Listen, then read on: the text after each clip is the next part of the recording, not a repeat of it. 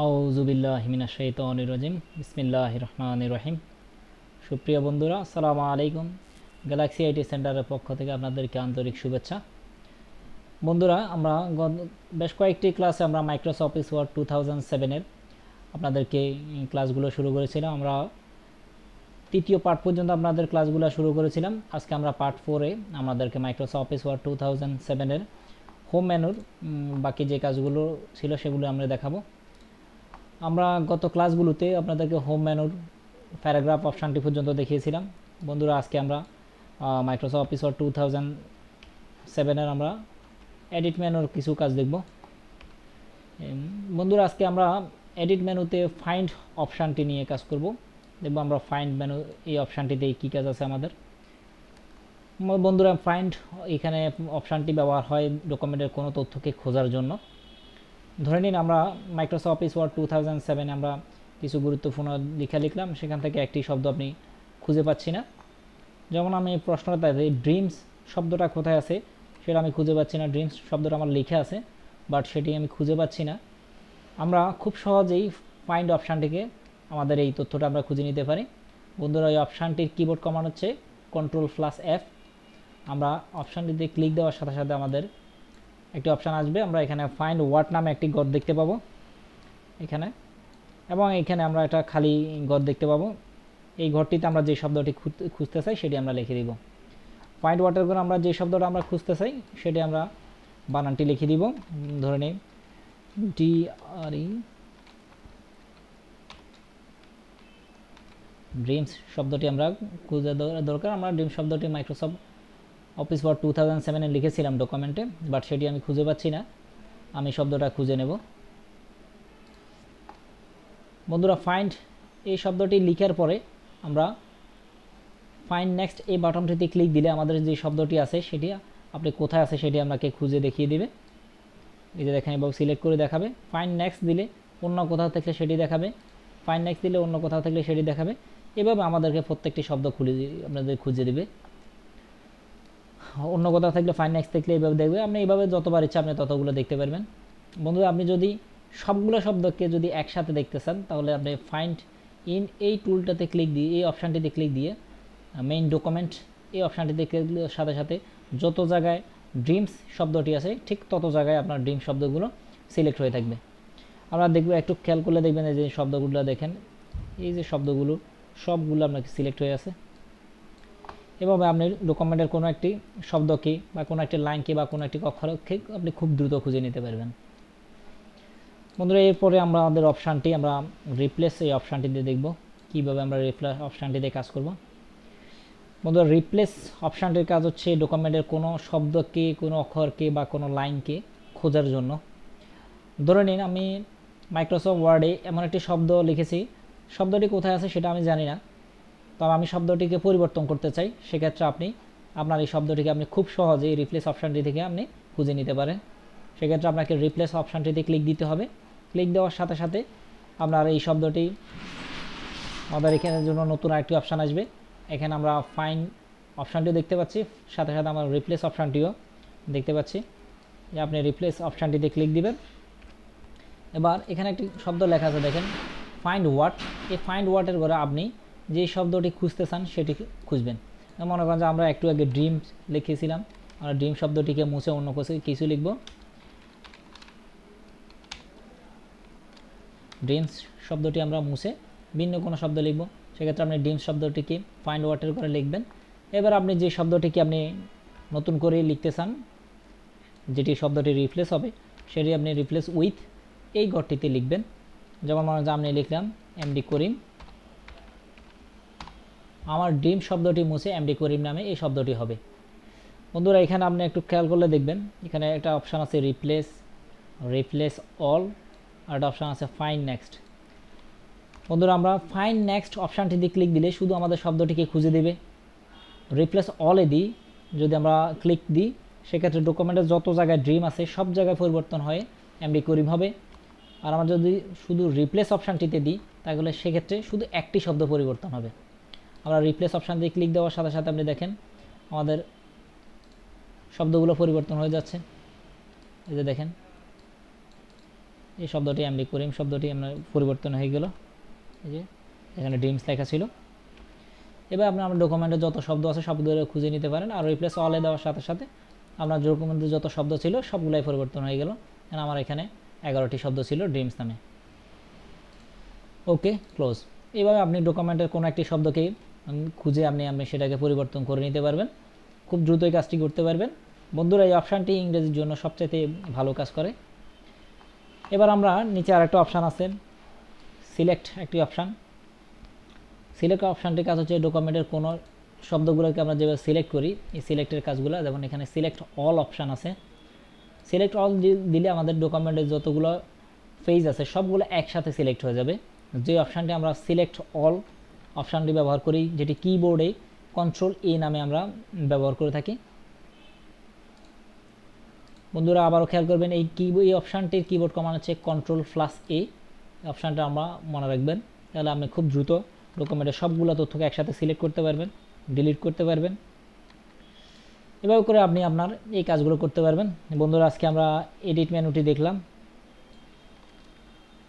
বন্ধুরা, এবার আমরা ইনসার্ট মেনুটিতে কাজ করব। আমাদের ইনসার্ট মেনুতে ক্লিক দিলে আমাদের জন্য নতুন অনেকগুলো ট্যাব আসবে। আমরা প্রথম যদি এই অপশানগুলো খেয়াল করি, আমাদের এখানে ইনসার্ট মেনুর একদম প্রথম যে অপশানটি আছে সেটা হলো পেজ নামে আছে। পেজের প্রথম অপশানটি হচ্ছে কভার পেজ নামে একটা অপশান আছে। আমরা একটা নতুন ডকুমেন্ট খুলে সেটি করি। ধরুন যে আপনি একটা শিট টাইপ করবেন বা একটা বই টাইপ করবেন বা আপনার ব্যক্তিগত কোনো একটা তথ্য টাইপ করবেন, যেটার জন্য একটা কভার পেজ দরকার। সেক্ষেত্রে আপনি এই ইনসার্ট মেনু থেকে আপনি খুব সহজেই আপনি একটা কভার পেজ নিয়ে নিতে পারবেন। ইনসার্ট মেনু এই কভার পেজ অপশানটি থেকে আপনি খুব সহজে একটা আপনার কভার জন্য খুব সুন্দর একটা কভার পেজ বানিয়ে নিতে পারবেন। আসুন দেখি আমরা কীভাবে কাজটি শুরু করি। কভার পেজে ক্লিক দেওয়ার সাথে সাথে মাইক্রোসফট অফিস ওয়ার্ড 2000-এর সাথে বিল্ট ইন কিছু আপনাকে কভার পেজ দেখাবে। এরকম আমরা অনেকগুলো কভার পেজ দেখতে পাচ্ছি।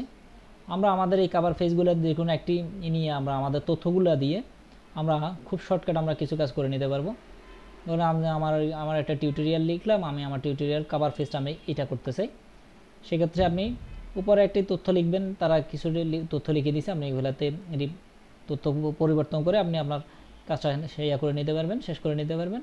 এখানে দিচ্ছে আমাকে টাইপ দ্য কোম্পানি নেম। সেক্ষেত্রে আমি মনে করেন যে GALAXY গ্যালাক্সি ITCNTER আইসিটি সেন্টারটা দিলাম। Type the document title. আমার ডকুমেন্টটার টাইটেল হচ্ছে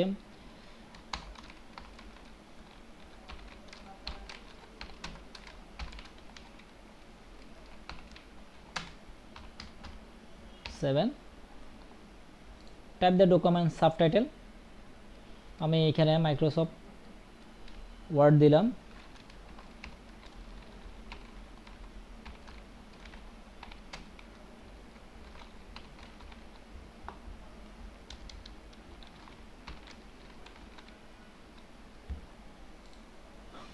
অথরিটি, এটি আপনি যদি প্রয়োজন বোধ না করেন সেক্ষেত্রে আপনি ডিলিট করে দিতে পারেন। ইয়ার ধরে নিলাম আমরা 2007। বন্ধুরা দেখেন, আপনার জন্য সুন্দর একটি কভার পেজ রেডি হয়ে গেল। আপনি এটাকে প্রিন্ট প্রিভিউতে গিয়ে আপনি খুব দেখতে পারেন। অফিস বাটন থেকে আপনি প্রিন্ট প্রিভিউতে গিয়ে আপনি আপনার কভার পেজটি দেখতে পারেন। দেখেন খুব সুন্দর একটা কভার পেজ হয়ে গেল। আমরা এভাবে মডিফাই করে আমরা আমাদের তথ্যগুলো আমরা দিতে পারি।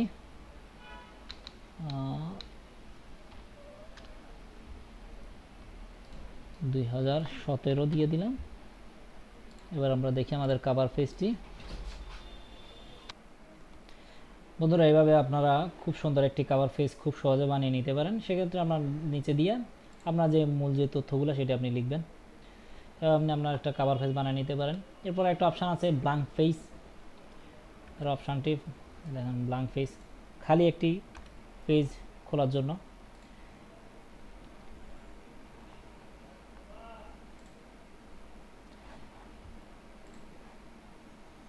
ধরে নেন যে মাইক্রোসফট ওয়ার্ডে আপনাকে একটা নতুন পেজ খোলা দরকার।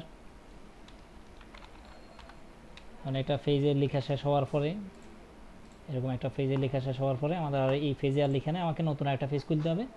সেক্ষেত্রে আপনি ব্ল্যাঙ্ক পেজে ক্লিক দেওয়ার সাথে সাথে আমার জন্য নতুন একটা পেজ খুলে যাবে।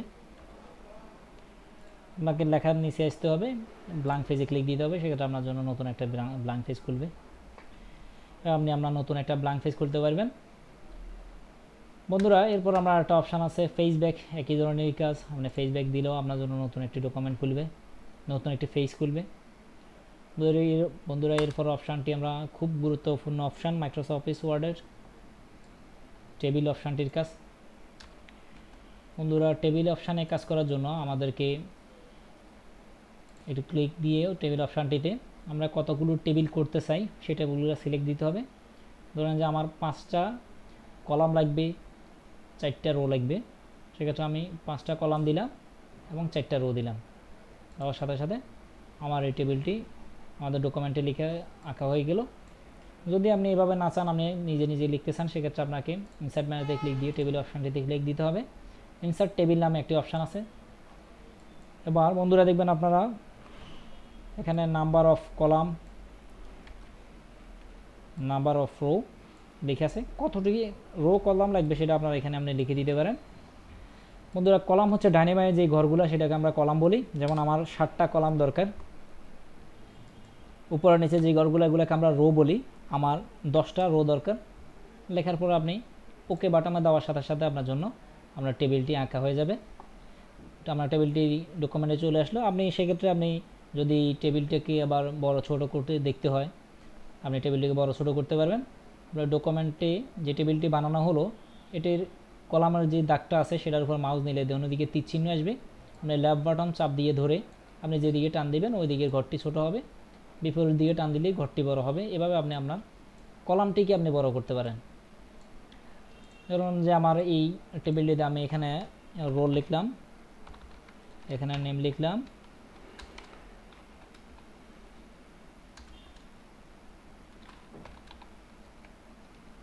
এখানে লিখলাম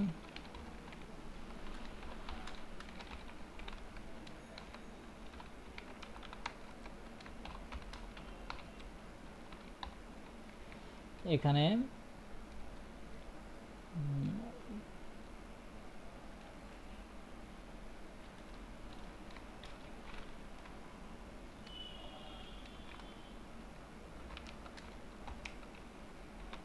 স্যালারি লিখলাম। বন্ধুরা আমার মনে করেন যে রোল নাম্বারটি না দিয়ে আমি মনে করেন যে আইডি নাম্বার দিলাম, সেক্ষেত্রে আমার আইডি নাম্বারটি ছোটো, সেক্ষেত্রে আমি আইডি নাম্বারটিকে একটু ছোটো করলেও সমস্যা নাই, আমি দাগটিকে টেনে ছোটো করে দিলাম। নেমের ঘরটি বড় দরকার, সেক্ষেত্রে আমি নেমের ঘরটিকে একটু টেনে বড় করে দিলাম। এবার আপনি আপনার ডকুমেন্টের টেবিলটিকে কলামটিকে বড় ছোটো করতে পারেন। আর যদি আপনাকে রোগুলোকে বড় ছোটো করতে হয় সেক্ষেত্রে আপনি রোয়ের দাগের উপরটা মাউসটা রাখেন, মাউস পয়েন্টটা রাখার সাথে সাথে দোন দিকে তীর চিহ্ন আসবে, আপনি নিচের দিকে টান দিলে আপনার ওই যে রোটি বড় হয়ে যাবে, আবার উপরের দিকে টান দিলে আপনার রোটি ছোট হবে। এভাবে আপনার রো কলামগুলোকে আপনি বড় ছোটো করতে পারবেন। বন্ধুরা আমরা টেবিল অপশানে ক্লিক দেওয়ার সাথে সাথে আমাদেরকে ডিজাইন নামে একটি অপশান আসলো। এখানে আমরা অনেকগুলো অপশান দেখতে পাচ্ছি, আমরা এই অপশানগুলো দিয়ে কাজ করতে পারবো কিছু কাজ। আমরা এখানে এই টেবিলগুলোতে ক্লিক দিয়ে আমরা ডিজাইনেবল কিছু টেবিল তাদের বানানো আছে, এই বানানো ডিজাইনগুলো ব্যবহার করতে পারবো। চাইলে আমাদেরগুলো আমরা ব্যবহার করতে পারবো, আমরা যেভাবে ছিলাম সেভাবে। বন্ধুরা প্রয়োজন অনুপাতে অনেক সময় দেখা যায় আমার একটি রো কলাম বাড়াইতে হয়, সেক্ষেত্রে আপনি এখানে ড্র টেবিল নামে একটি টুল আছে। এই ড্র টেবিল টুলবারটি দিয়ে একটা কলমের আকৃতিতে একটি, এটা পেনের আকৃতিতে একটা চিহ্ন আছে, আপনি এই চিহ্নটা নেবেন। নেওয়ার পরে আপনি ডকুমেন্টের উপর থেকে নিচে একটি টান দিলে আপনার জন্য নতুন আরেকটি কলাম চলে আসবে। দেখেন আমার এখানে এই যে কলামটি, এটা নতুন কলাম হলো এই কলামটি। আর যদি আমি মনে করি যে আমার দরকার নাই কলামটি, সেক্ষেত্রে আপনি কন্ট্রোল জেড দিতে পারেন। কন্ট্রোল জেড দিলে আপনার এই উঠে চলে যাবে।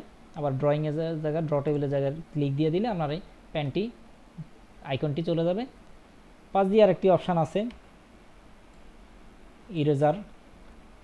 ওদের ইরেজার টুলটা দিয়ে আমরা আমাদের যে টেবিলগুলো আমরা রো করলাম কলাম করলাম এগুলোকে আমরা দাগগুলো তুলে দিতে পারি, রো কলামগুলোকে এক করতে পারি। যেমন অনেক সময় আমাদেরকে দুইটা সেলকে একটি সেলে হয়তো দেখা দরকার হতে পারে, সেক্ষেত্রে আমরা ক্লিক দিয়ে আমরা দুটা সেলকে একটা সেলে করলাম, একটা রো করে ফেললাম। আবার আমি কলামের দাগটি তুলে দিলে আমার এই পুরো এই রো কলামগুলো সবটা মুছে গিয়ে আমার এখানে শুধু একটা মাত্র সেল হয়ে গেল। আবার প্রয়োজন হলে ডট টেবিল থেকে আমরা এই চিহ্নটি নিয়ে আমরা আবার আমাদের মতো করে এঁকে নিতে পারি। এভাবে আপনি আপনার ডকুমেন্টে টেবিলের যে কাজগুলো সেগুলো খুব সহজে করে নিতে পারেন। আবার যদি আপনার অনেকগুলা কলাম দরকার না হয় সেক্ষেত্রে আপনি পুরা যতটুকু দরকার না হয় ততটুকু সিলেক্ট করে টান দিলে আপনার সব রোটা মুছে যাবে। কলামের দিক থেকে টান দিলে ওই কলামগুলো মুছে যাবে। পুরো টেবিলটি দরকার না হলে পুরো টেবিলটিও মুছতে পারেন। বন্ধুরা পুরো টেবিলটা মোছার জন্য আপনি অন্যভাবেও কাজ করতে পারেন। আপনি উপর থেকে ধরে সিলেক্ট দিয়ে ডিলিট বাটনে দেওয়ার সাথে সাথে আপনার পুরো টেবিলটিও মুছে যাবে। এভাবে আপনি খুব সহজে আপনার টেবিলের মোছা এবং করার কাজটা করতে পারবেন। সুপ্রিয় বন্ধুরা, এবার আমরা পিকচার টুলটির কাজ করব। এখানে পিকচার টুলটির কাজ বন্ধুরা, অনেক সময় মাইক্রোসফট ওয়ার্ড হয় কি আমরা আমাদের একটি ছবি এনে আমাদের মাইক্রোসফট অফিস ওয়ার্ড এখানে আমাদের কাজে দিতে হয়। সেক্ষেত্রে কীভাবে আপনি একটা পিকচার নিয়ে আসবেন, কীভাবে আপনার ফেসটিতে একটি পিকচার দেওয়া দরকার হবে। এবার আপনি কী করবেন, আপনি মাইক্রোসফট অফিস ওয়ার্ডটা ওপেন করার পরে ইনসার্ট মেনু থেকে আপনি পিকচার টুলে ক্লিক দিবেন। পিকচার টুলে ক্লিক দিলে ব্রাউজ দেখাবে আপনাকে, আপনি কোন পিকচারটা আনবেন। ধরে নিলাম আমি আমার যে ফোল্ডারটিতে যে ছবিটি আছে সেটি আমি নিয়ে আসব। আমার ছবিটি দরকার, আমার এখানে ইনসার্ট দেওয়ার সাথে সাথে আপনার ছবিটি চলে আসবে। আপনি ছবিটিকে কর্নার একটা বিন্দু আছে, এই বিন্দুটি ধরে আমরা খেয়াল করলে দেবেন এখানে ছোট্ট কালো করে একটা বিন্দু থাকবে। এই বিন্দুর উপর ধরে নিচের দিকে টান দিলে আপনার ছবিটি বড় হবে, আপনার পিকচারটি বড় হবে। আবার ওই বিন্দুতে ধরে লেফট বাটন চাপ দিয়ে ধরে উপরের দিকে টান দিলে আপনার পিকচারটিতে ছোট হবে। বন্ধুরা আপনারা খেয়াল করলে দেখবেন আমাদের ছবিটাকে এখন আমরা কোনো দিকে মুভ করতে পারবো না। সেক্ষেত্রে আমাদেরকে ছবিটাকে মুভ করার জন্য আমাদেরকে একটু কাজ করতে হবে। আমরা ছবিটিকে ডাবল ক্লিক দিব, ছবিটির উপর লেফট বাটনে মাউসের লেফট বাটনে ডাবল ক্লিক দেওয়ার সাথে সাথে আমাদের এখানে ফরম্যাট নামে একটি অপশান চলে আসবে। খেয়াল করবেন এই অপশানে একটি টেক্সট ওয়ারপেনিং নামে একটা অপশান আছে, দেখেন আমরা এখানে একটা চিহ্ন দেওয়া আছে। এই টেক্সট ওয়ারপেনিং অপশানটি থেকে ক্লিক দিয়ে আমরা এখানে ইন ফ্রন্ট অফ টেক্সট এবং বিহাইন্ড দ্য টেক্সট দুটো অপশান আছে, আমরা এই দুটো অপশান ব্যবহার করে আমরা কাজ করতে পারি। ইন ফ্রন্ট অফ টেক্সট আপনি ক্লিক দিলে আপনার এই ছবিটি সব সময় সব লেখার উপরে থাকবে। এই যে ছবিটি আপনার যে লেখাগুলো আছে আপনার লেখাগুলোর উপরে থাকবে। আপনি যেখানে ইচ্ছা সেখানে মুভ করতে পারবেন। এখন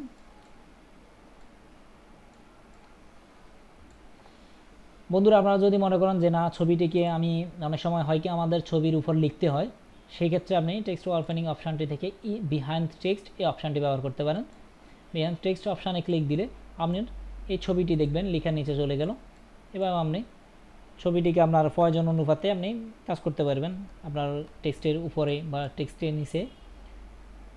আবারও খেয়াল করবেন ইন ফ্রন্ট অফ টেক্সট দিলে অপশানটি ছবিটি লেখার উপরে থাকবে সব সময়, আর বিহাইন্ড দ্য টেক্সট দিলে আপনার ছবিটি সব সময় লেখার নিচে যাবে।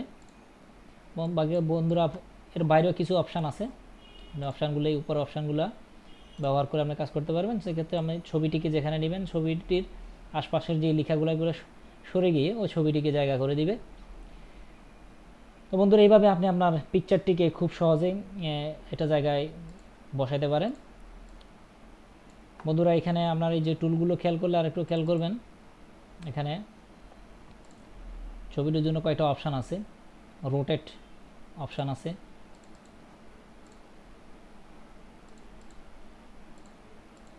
আপনি এটি ছবিটিকে রোটেট করতে পারেন, ফ্লিপ করতে পারেন, হরিজন্টাল এবং ভার্টিক্যালে আপনি 90 ডিগ্রি অ্যাঙ্গেলে নিতে পারেন।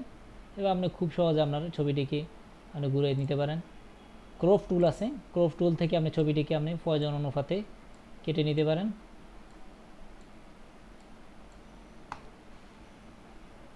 এই পাশে আমরা অনেকগুলো বর্ডার আছে, পিকচার বর্ডার আছে, আমরা চাইলে বর্ডারগুলো দিতে পারি একটা ছবিতে।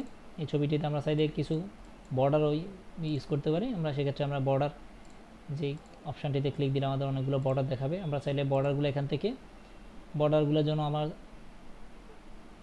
কালার সেট করতে পারি। আমরা এখানে ব্রাইটস দিতে পারি, আমরা কন্টেন্টস দিতে পারি।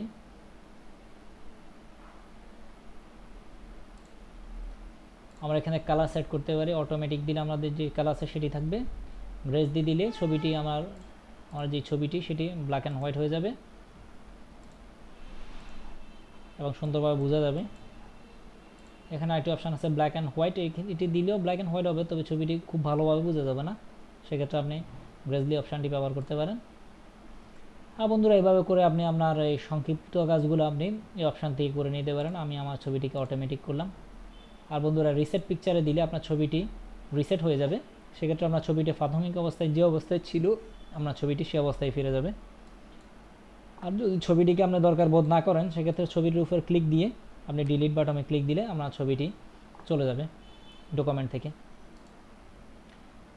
আর বন্ধুরা এরপর আমরা শেপস অপশানটি ব্যবহার করব। মানে শেপস নামে আমাদের একটি অপশান আছে, আমরা শেপ অপশানটি ব্যবহার করব। বন্ধুরা শেপ অপশানে আমাদের অনেক সময় অনেকগুলো চিহ্ন নিয়ে কাজ করতে হয়, আমরা প্রত্যেকটা চিহ্ন আমরা এখান থেকে পাবো, আমরা এই চিহ্নগুলো ব্যবহার করে কাজ করব।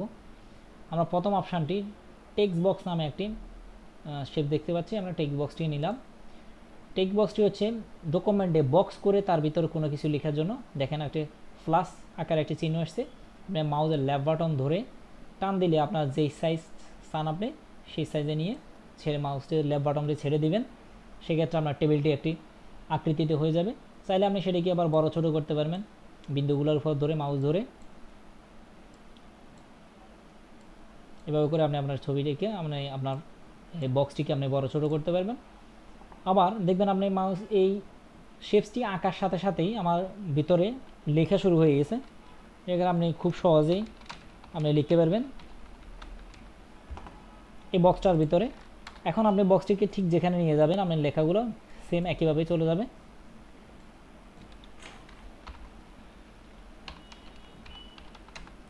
বন্ধুরা আমি এখানে ইমেজ লিখলাম, আমি কয়টা এন্টার দিয়ে আমি আমার লেখাটাকে মাঝখানে দিলাম। আপনারা অনেক সময় দেখবেন একটা অ্যাপ্লিকেশন ফর্ম লিখলে আপনারা ওটার মাঝখানে একটি লেখা থাকে 1 কপি পাসপোর্ট সত্যায়িত ছবি, আমি এখানে ইমেজ লিখলাম।